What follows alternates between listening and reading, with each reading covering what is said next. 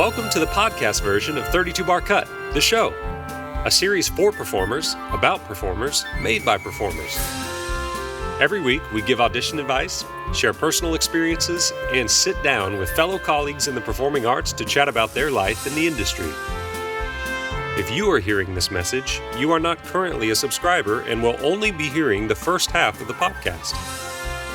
If you would like to hear the full interview, including the Curtain Call series, you'll want to head over to 32barcut.com, where you can find a link to our Patreon page.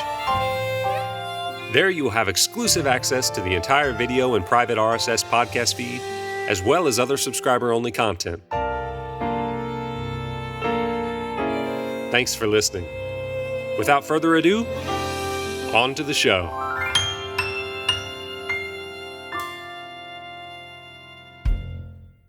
I am so excited to introduce you all to today's guest. Today we are talking with Bonita Hamilton, aka Bonita Hamilton Caesar, aka the long-standing Shinzy in Disney's The Lion King on Broadway, also known as the most fashionable and loudest Shinzy in the Disney franchise. Welcome to the show, Bonita. We are so excited to have you.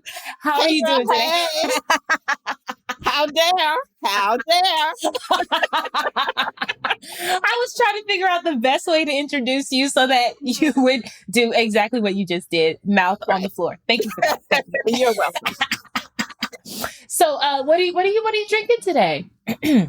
Oh, girl, it's wine time somewhere It's wine time. Amen. in the world. It's And somewhere in the world. with a cup. Hello. Oh, I like that. The Real Housewives of West Orange, New Jersey. Now you have Don't told tell the people where I live now. Wait a minute. you told everybody where you live. Okay. Well, yeah. Okay. Well, there you go. I'm drinking some ginger ale, some ginger ale, and in one of my favorite cups that you got me when we first started together for Christmas. Is my first Christmas. Cup? You did. Oh, I love an elephant. I know you do. I do too. Cheers. Cheers. Okay, so let's start with what is on everyone's minds.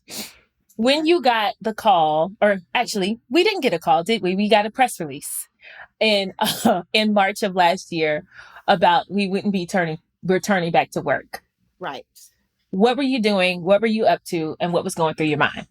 Okay, so it wasn't really a press release. I was in my son's room, my son Noah, who is 12 years old, and his room was looking like a 12-year-old's room, honey. And I was watching the TV, and Governor Cuomo came on, and he said gatherings of 500 or more are prohibited. And I said, now, wait a minute. Now, how is that going to work? So I immediately called our stage manager, Ron Vodka, Dodo here. I said, Ron, how they going to only let 500 people in the theater? Because the show must go on. Because the show must go on. I've seen that show go on through snowstorms with 12 feet of snow, through hurricanes, through everything. The show never stops. The show never ends. The show the curtain never comes in. So I'm like, now, Ron, what does this mean? What does this mean? How is this going to work? Are y'all going to refund 1,000 people their money? How are we going to do this? It never occurred to me that that March 11th was the last time we would don the stage. It never occurred to me. I was like, and was in my scrubs, and I was like, "Ooh, well, all right, well, let's." And Ron was like, "Stand by." He's very, he's very pulled. He's so cool. He was like, "Stand by," and I'll let you know what that means. And I was like, "Okay," and remember, we had been bumping around in the dressing room, right? And you know how the cast talks. It was like, whoa, wouldn't it be fierce if we got 2 weeks off? Or wouldn't it be fierce if we, got 2 months off? Now, remember, me and my dear friend, I love her like I love cooked food in a pandemic. Angelica Edwards, Mm-hmm. who is she is like the super swing extraordinaire. She is, She's amazing. She's like she's Mother Earth. amazing. Yeah. She's like Mother Earth. And she was like, and I love her to death. And we got into a verbal altercation about No. she was. Oh, you don't remember that? Girl. No, I'm joking with you. I joke with you. I rather fight than eat. But okay, anyway. So I was like, Angelica, she was like, oh, it would be so fierce if we could get 2 weeks off. And I was like, Angelica, you don't want that. And she said, why don't I want that? I said, you don't want that, girl. Mm. Well, she got what she wanted. We are almost, in March, it'll be a year. Yeah. I can't believe it. I cannot believe it. I can't believe it either. That was the long answer to the short question. No, so but this is gonna go. That was the answer I wanted, because honestly, Bradley and I were sitting up in makeup with Brenda and Elizabeth and Mikey, and we were joking and stuff. And I was like, look, y'all, if we make it through the weekend, I'll be shocked. I'm telling you, we're going to be out for at least a month. Right. Because they were shutting down the backstage tours. They were shutting down giving autographs. Mm-hmm. When we walked in, we couldn't touch the doors. There was someone opening the doors and pushing the elevator buttons for us. I was like, well, now I like this. What's going on here? Not knowing. And I remember the day you came into the dressing room, and watching the news is like my favorite pastime almost, which is my weird obsession. Excuse me. But you came in that one day with those gloves. I did. And you were like, this is about to be serious. And I was like, what you talking about? And you were like, I was like, Adrian, what you talking about? You know how it is. You do me like that. You do me like that. I am like that. I am like that. I admit. And you had those nitrate gloves. Yes, I did. That you have to have these nitrate gloves. Guys, take some. And then I was like, this is where. And then one of the porters brought us those industrial strength Clorox wipes to wipe everything down. And I was like, this is serious. I said, well, let me just get me some. And then I stopped taking public transportation into work. I started driving into work and taking it more serious, just paying attention, thinking that it would, not be as serious as it is. I'm very grateful that the theater took the precautions that it did, because then we heard that the usher at the Booth Theater. Yes. Mm-hmm. Next to us. Yeah. And I started freaking out. Do you remember that day in between shows? We will not discuss that. We don't have to talk about that in detail. But I think our panic level went from 0 to like 80 in a matter of an hour. What? Yeah, definitely. The germaphobe in all of us came out pretty quickly. Listen. But thank goodness I haven't been sick. No one in my family has been sick. I've gotten on their ever loving last nerve. Did you wash your hands? Come in and wash your hands. Take your shoes off. Don't wear your shoes in my house.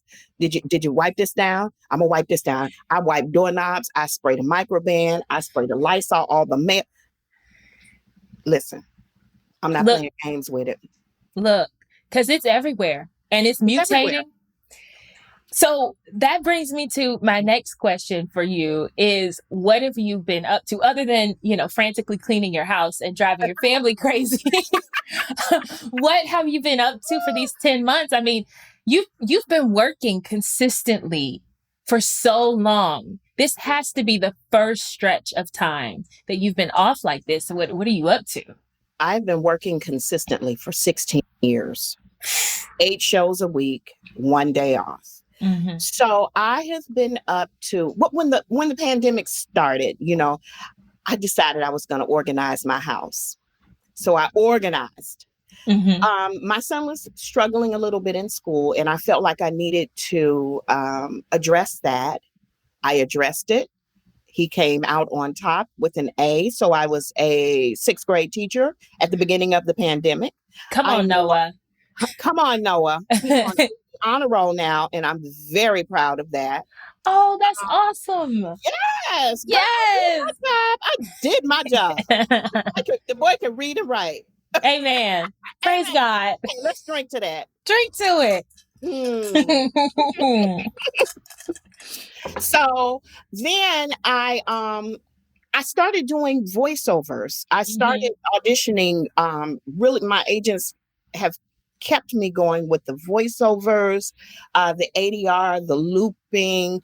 It's been really wonderful. You know, and yeah. I'm writing a book. What? Yeah. I thought I told you. You didn't tell me that? No. So is this like a memoir? Like what is, can you talk about it or? I can talk about it. Okay. It is a companion book to my professor, Dr. Tommy Tania Stewart. It's a companion book to her dissertation on Frank Silvera's American Theater of Being. Oh, see, this is your master's degree coming out right here. Because you just said a lot of things that I don't know. So come on, Selma, come on, don't do me. Don't do me. Look, I was a vocal performance music major. That's wonderful. All of that's great. All of that's wonderful. Yes. So I'm working on that with a group of colleagues that are passionate about the acting technique of being. Yes. And I also, I guess I can't sit still. I also got my real estate license and I sold my first house. See, I don't know. That's amazing, Bonita. I feel like Hustle Man from the 5th floor.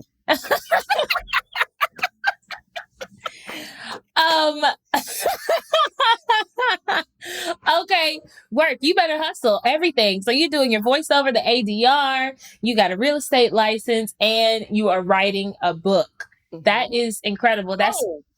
And the last thing, it kind of just fell in my lap, and I signed an NDA, so I can't really speak about it. But I'm producing a huge, iconic project. Wow. Yeah. Like, and it's sort of like, okay, yes. It's yes and. You say yes until you have to say no, but I haven't had to say no yet. So I've empowered myself to know that I can do this. Yeah. And it's gonna be fantastic. Absolutely. Stay tuned. Oh, I'm ready. Whenever I know you got an NDA, so you can't say anything, but whenever you can, I can't wait.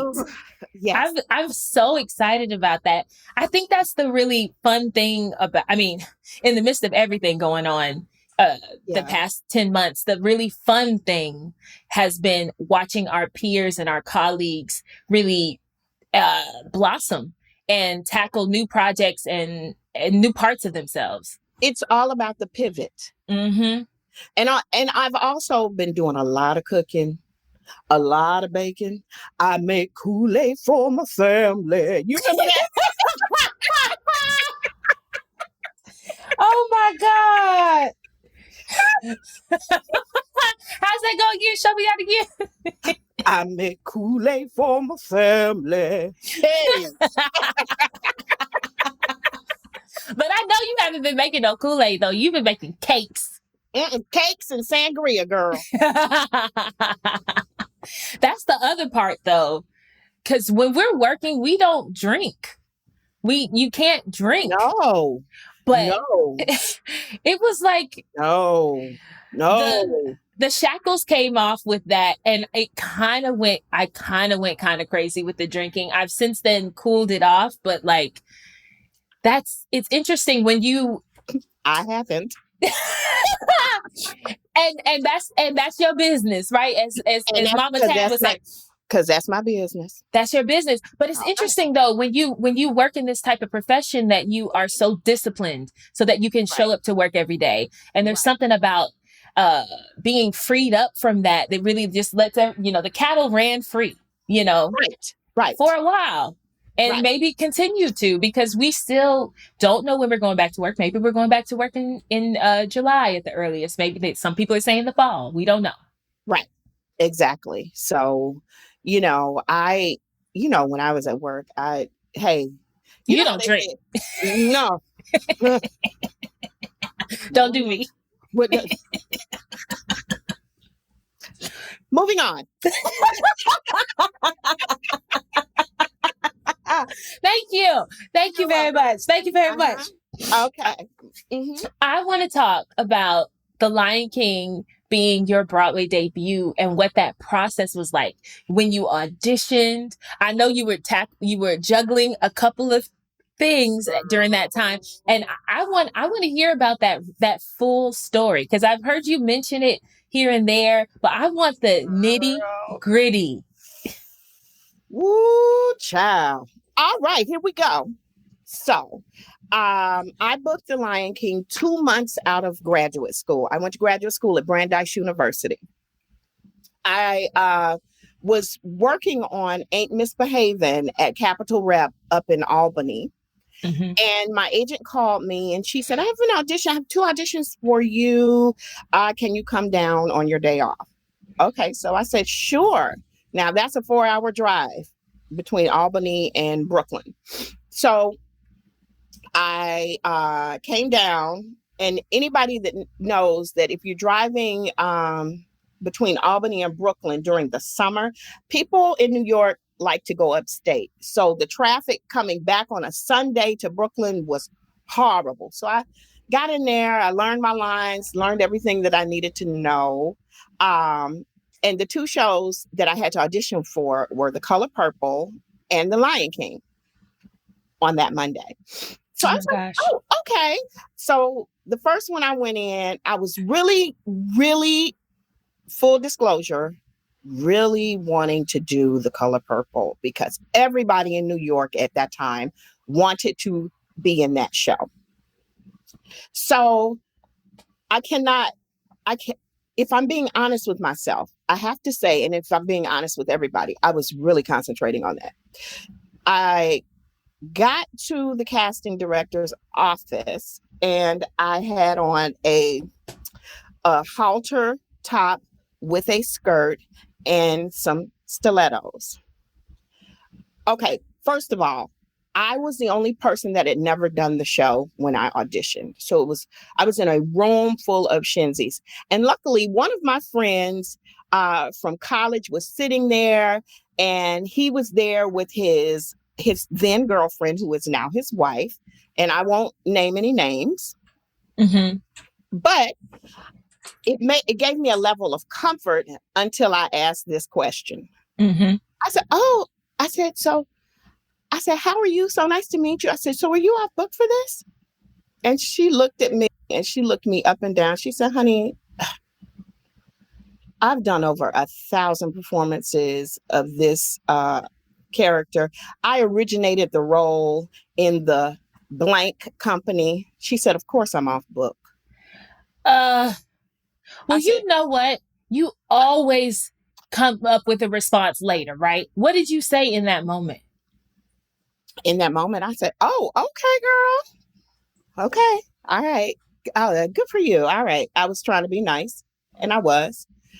Mind you, this was my audition for The Lion King. Okay. And I saw the other girl in the corner, and she was going through the song and going through everything. And then I heard her go in. And when I tell you she ripped it, she ripped it. She knocked it out of the park. Right. Mm-hmm. So then I had to go in it and oh my gosh, I love him so much. Mark Brandon looked at me and he said, okay, first of all, Shinzi ain't cute. And oh. So so he said, kick those shoes off. He said, and let's get to work. So he said, do you know the bonsai part of the song? And I said, no, you told me to learn the Shinzi part. He said, okay, well, let's just go with it. So he sang it.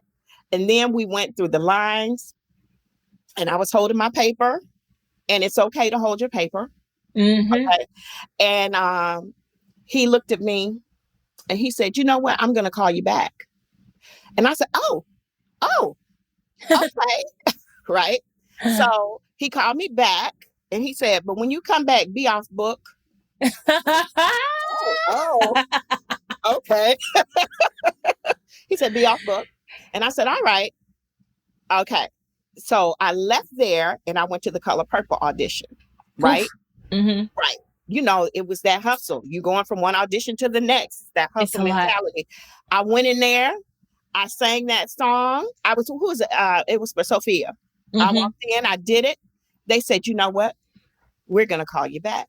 I was like, oh, okay.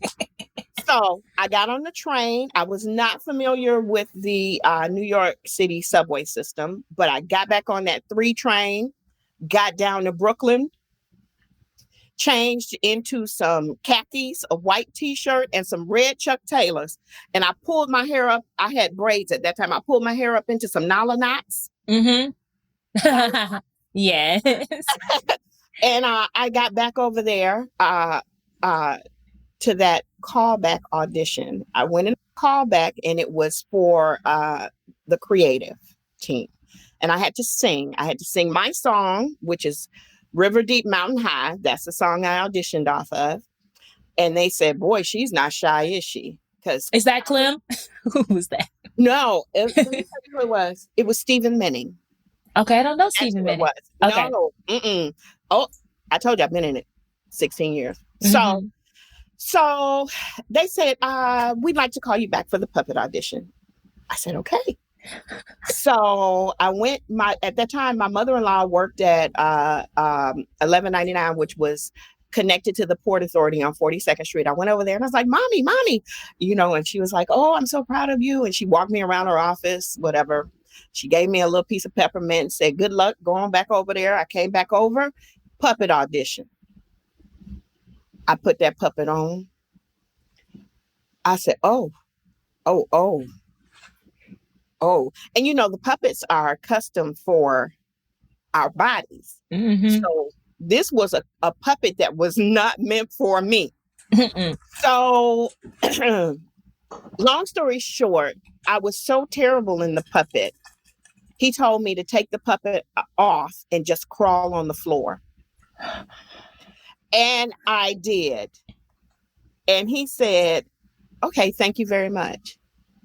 And I got to that door. I said, woo, child, this is a gig I ain't got to get, honey. I said, what is this? What in the wild kingdom is this? You know? So I got back to Brooklyn. I had to get in my car and get back to Albany. This was Tuesday. Oh, I had a callback, a work-through session with Miss Linda Twine. Wow. Now, do you know the show? You know Ain't Misbehaving. Have you ever done that show? No, I've seen it. Austin's done it. I've seen it, but yeah. So Austin will understand this. So the bane of my existence was Handful of Keys, where you had to do the that part, right? Mm-hmm. I could never get the notes. I don't know what it was about that, but I did just. So before I got to Albany, I had to stop and do this work through session. So I packed my car, getting ready to drive back. I had to find parking in the city. And Miss Twine said, it says here that you doing Handful of Keys. You playing Charlene. I said, yes, ma'am. She said, you're playing Charlene. I said, yes, ma'am, I am. She said, let's do a little bit of Handful of Keys. I said, what? I said, okay. She said, do you have the sheet music for that? I said, oh, no, ma'am, I do not have that in my book. She said, well, let me see if I can tink it out. Child, she's got the tinking and I got the tinking right along with her. Anyway, she said, all right, thank you so much. And I said, thank you. It was such a pleasure to meet you because she is legendary. Mm-hmm. I said, it was such a pleasure to meet you and thank you for this opportunity. I got in my car. I got on the FDR and my agent called me and she said, so they want to cast you for the world premiere of The Color Purple. I was like, yes. driving. I was on such a high on the way back to Albany. I was speeding. I got pulled over by a state trooper. And I told him, I was like, please, please, I was begging and pleading not to get a ticket. And I told him what I had just been through. He said, okay, I'm going to give you warning. And one day I hope to see you on the Broadway stage. I pulled, no lie to you. As soon as I pulled into Albany, into my apartment complex, I got a call from my agent and she said, you have to make a choice. She said, they want you for The Lion King. And I just didn't understand. I couldn't process it. So I thought it was maybe for the tour. I didn't think it was for Broadway. I didn't even know. Dodo, my brain goes. And so I got sick because it was like the stress of it all. I had to choose one. We were trying to, they wanted to start Bonsai and Shinzi together. I wanted to go and do The Color Purple and then start the rehearsal process later, because it premiered in Atlanta. Mm-hmm. I remember that. Theater. And they were like, no. And they wanted me for one of the church ladies. So I was like, well, I said, I'm going to have to, I'll call Dr. Stewart, and who is my mentor. And I said, Dr. Stewart, what should I do? She said, Lion King. I said, but Doc, it's my chance to originate a role on Broadway. I mean, in a world premiere of a show, She said, Lion King. I said, but Dr. Stewart, I said, I would be a replacement in The Lion King. She said, Lion King. All right, bye-bye. Call me when you sign your contract. Bye-bye. And hung up on me. So I said, okay. So Lion King, it was. I have not regretted one moment of signing that contract, of making that choice, because guess what? 6 months later, I was on a beach in Mexico. I received 2 phone calls. One of the calls was my agent saying they wanted me to do the pre-Broadway workshop for The Color Purple. Wow. So I was like, wow. That is, Bonita, that is such an amazing story. Like, that doesn't happen. For you to get 2 offers in the same day, for you to make that choice, for you to be satisfied with that choice, and for it still not to be, the doors weren't closed on it. Like, it's just blessings on blessings. That's such an amazing story. Blessings. And Adrienne, here's the caveat. I had $1.63 in the bank. Wow. No, I know what that's like. Oh, okay. So when did you start? Okay, I have a couple questions, because you said you were 2 months out of grad school and you already had an agent. So how did you do that? How did you do that? So my school at the time, we had 2 showcases. We had a showcase in Boston and we had a showcase in New York. Actually, in our showcase was at the Producers Club, and which is on 45th Street. You know where that is? I don't. It's on 45th Street between 8th and 9th. Okay. Yes. Okay. And every time I pass by there going to Chipotle, I just always, tip my hat to that place. So my agent sent her assistant to our showcase, and her assistant insisted that she meet me. And I went in and I met with her, and it was kismet. I had a meeting with another agency, and in that meeting they were concentrating on someone else, another girl that was my type. And the whole meeting they talked about her. So I knew that they weren't for me. No. Oh, yeah. And how she was Will Smith's it girl. Excuse me. I'm negative. Well, you at home, so we're all safe anyway. I'm negative. Hold on, let me get a little sip. So yeah. So I was like, oh, I know that's not for me. And I had an audition for Beehive at the Kennedy Center. Okay. And I went into this aid saying, well, I just got called back. And it was just an open call. But me not knowing anything, I said, well, I have a call back for Beehive at the Kennedy Center, Mm-hmm. And anyway, they liked me. We gelled. I liked them.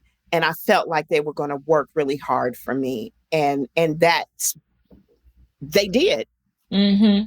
within 2 months of signing with them. I think that really matters because, I've got a couple subscribers that ask questions like that. Well, how do you get an agent and all that? And I know folks are so focused on having an agent. Yes. But it matters more when you like your agent, they like you, they believe in you, they want to vouch for you. And also you want them to represent you well, but there's so much more to it than just checking off a box. Like it needs to be a good fit. Relationships are important in this business. Mm-hmm. Relationships. So you don't get lost in the sauce. So you need to know what works for you. Yeah, definitely. Definitely. I had a couple more questions for you. How are you on time? You feel good? Are we filming? Yeah. I'm asking you if you feel good to keep talking for a little bit before we do our you feel good? Okay. Okay, good. Okay. I'm curious about what it was like to do a master's program, a graduate program in acting, and if you felt like it was necessary and it helped propel your career, or if you could go back in time, you'd be like, nah, I don't really need to do this. What was that like for you? So I am a proponent for education, mm-hmm. right? So I would say get all of the education that you can get, stay in class. I feel like it filled up my toolbox even more. I was equipped. It helped me. It fortified what I felt inside. And it taught me how to present, how to, I can walk into any room and present myself well. It taught me to be the best representation of myself. I would tell you, even now, we take class. Mm-hmm. We're always trying to stay one step ahead. We're always trying to hone in on the craft. We take class. Mm-hmm. That's what smart actors do, because our craft is ever evolving, mm-hmm. ever changing, So yeah, if you can go to school, and I went to school on a full scholarship, full ride, graduate school. Work. Full ride with a full fellowship. Who wouldn't take advantage of that? Yeah, absolutely. I wasn't ready to just, hit the ground running when I finished college, undergraduate. So mm-hmm. I wanted to go to graduate school. I wanted to be able to embrace the classics. You know what I'm saying? Shakespeare, I like to tell people that I am classically trained. Mm-hmm. I think I've heard you say that before. Oh, sure. You didn't know? I am classically trained. But I hear you though. You appreciated that foundation, and it's something you can still stand on now. It sounds like. Absolutely, yes. I'm curious what it's like, because you have two beautiful children, Nia, 15, and Noah is 12 now. 12. Yes, Noah's 12. Now Nia is a young performer, yes. And she has an advantage. She has a mom who is a performer, which wasn't your ministry, right? Like that's not how you came up. It's different when you have parents who aren't performers, and your little performing spirit and your little heart just wants to, soar, and your parents are like, what are you doing? Right. So Nia has you nurturing her, bringing her up, and with you knowing that that's what she wants to do, like, how do you navigate that? Do you want her to be a performer, or do you want her to choose something else? Actually, Nia wants to be an aerospace engineer. What? Okay, this is news to me. Oh, girl. No. She wants to be an aerospace engineer. That is the first. I said, Nia, what do you want to do? want to be an aerospace engineer. I'm like, girl, who are you? Okay. That's incredible. That's what she wants to do. She loves the theater and she loves performing, but she wants to be an aerospace engineer. Now, when she does do her performing, and she just did Sound of Music with kids theater, and she played Maria, Come on. and she doesn't really allow me to give her too much feedback or help her. But I think I posted, like, she had to sing for Congresswoman Mikey Sherrill at a rally for her. She had to sing the Negro National Anthem, Lift Every Voice and Sing. And she asked me to help her with that. And I did help her with it. But then, it was cold out there. She got stage fright and she kind of froze a little bit. And I just jumped right in with that verse, and she heard it.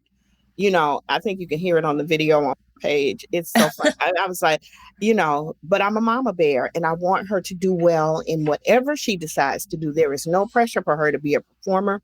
That is something that she loves to do, but she also wants to be that engineer, and I'm going to encourage her to do that. I love that. I love that. I think she's going to be amazing. Thank you, Adrienne. Okay, so we are getting into the final round. We like to call this the lightning round, where I ask you a couple of, a question, boom, boom, boom, and you give whatever answer comes to mind. They are ridiculous questions. They run the gamut. So this is going to be fun because, I have no filter, zero filter. Oh, I'm ready for this. I'm ready for this. Do you need to take let's take a sip, get ready, lubricate it.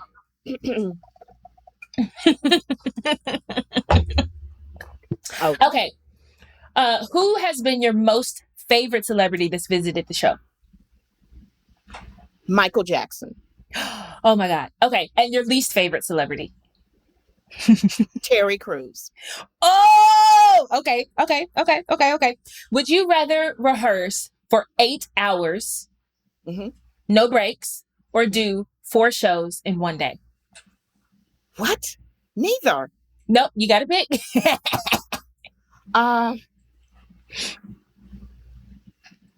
Oh God, Adrienne, that is a nightmare.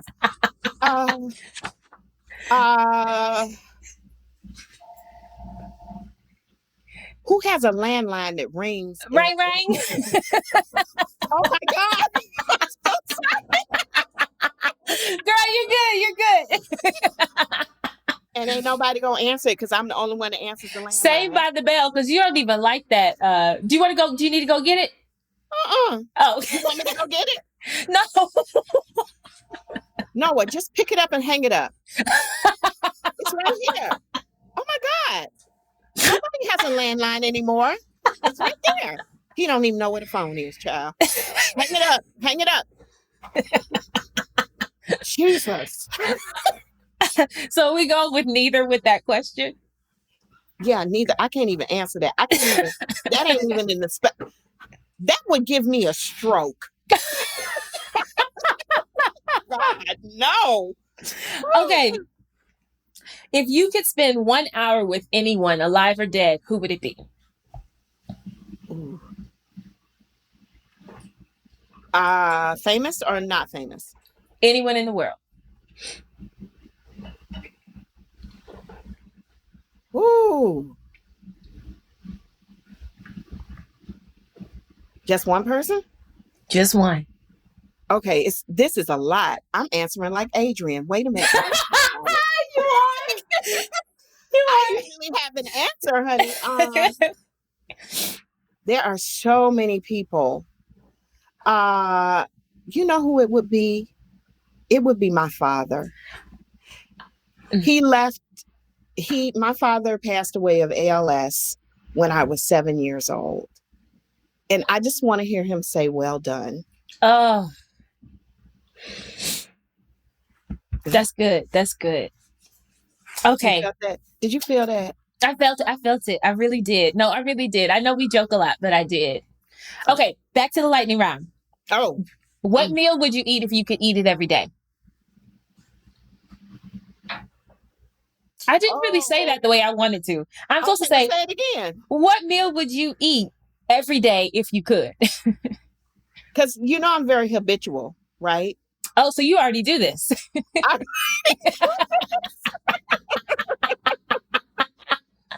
extremely habitual. I know you are. Same coffee. Same coffee. From the same place. Same matcha tea. Put your bag down, same place. Put my purse down in the same place. Same soup from Mr. Men's Starlight Deli before I start the show. So, okay, ask me something else. Okay, all right. Cornbread or biscuits? Baby, both. You can't say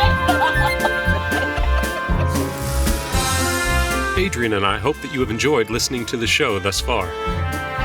If you'd like to hear the full interview and get access to the curtain call, head on over to 32barcut.com, where you can find a link to our Patreon page.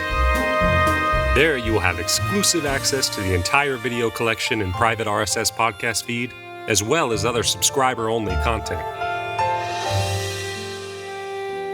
All right, that's all I got. Thanks for tuning in. See you next time.